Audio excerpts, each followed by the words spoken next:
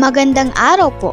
Ako ay narito upang ibahagi ang aking video reflection tungkol sa aral na natutunan ko mula sa ikalawang digmaang pandaigdig o World War II. Ang ikalawang digmaang pandaigdig ay naganap mula 1939 hanggang 1945 at kinikilala bilang isa sa pinakamalawak at pinakamapaminsalang digmaan sa kasaysayan ng sangkatauhan. Nagsimula ito nang salakayin ng Germany ang Poland noong 1939 na naging dahilan upang pumasok sa digmaan ng iba pang makapangyarihang bansa. Unti-unting lumawak ang labanan at nasangkot ang maraming bansa mula sa Europa, Asya, Afrika at naging sa karagatang Pasipiko.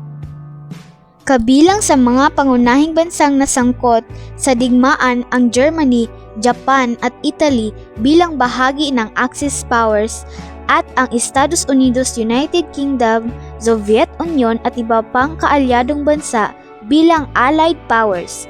Dahil sa lawak ng labanan, halos buong mundo ang naapektuhan ng digmaang mula sa mga lungsod na nawasak hanggang sa mga bansang tuluyang nagbago ang ekonomiya at pamahalaan. Ipinakita rin ng digmaang ito ang matinding paghihirap na dinanas ng mga tao, kakulangan sa pagkain, sa pilitang paglikas at trauma na iniwan sa isipan ng mga nakaligtas. Dahil dito, malinaw na ipinapakita ng ikalawang digmaang pandaigdig na ang digmaan ay may malalim at pangmatagalang epekto hindi lamang sa mga bansang direktang lumaban kundi sa buong mundo at sa buhay ng bawat tao. Mga tanong: ano ang pinakamahalagang natutunan mo tungkol sa ikalawang digmaang pandaigdig? Paano ito mahalaga at may kaugnayan sa ating panahon ngayon?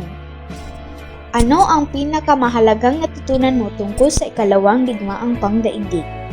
Ang pinakamahalagang natutunan ko tungkol sa ikalawang digmaang pandaigdig ay ang malubhang epekto ng digmaan at maling paggamit ng kapangyarihan. Ang digmaang ito na naganap mula 1939 hanggang 1945 ay nagdulot ng pagkamatay ng humigit kumulang 70 hanggang 85 milyong tao sa buong mundo, kabilang ang mga sundalo at sibilyan. Ipinapakita nito na ang digmaan ay hindi lamang laban ng mga bansa, kundi isang trahedya na sumisira sa buhay ng napakaraming inosenteng tao.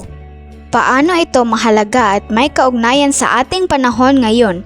Mahalaga ang ikalawang digmaang pandaigdig sa ating panahon ngayon dahil nagsisilbi itong babala at gabay para sa kasalukuyang henerasyon.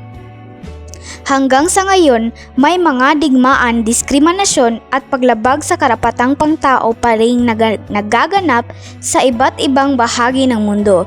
Ang mga aral mula sa World War II ay nagpapaalala sa atin na ang ganitong mga pangyayari ay maaaring mauulit kung hindi tayo magiging mapanuri at mapagmatyag.